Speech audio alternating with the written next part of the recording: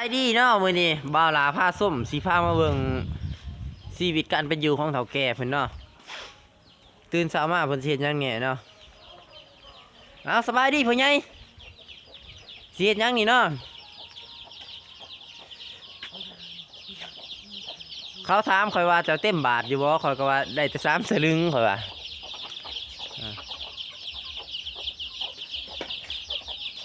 ชีวิตการเป็นอยู่ของเฒ่าแก่หั่นเนาะ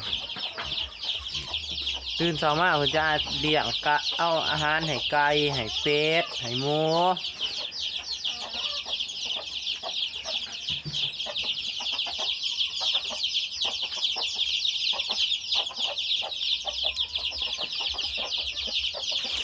ผู้ใหญ่นี่ก็เต็มอยู่เด้อบาทเด้อหลายคนว่าเราบ่เต็มบาท4 สลึงอย่างคักได้พี่น้อง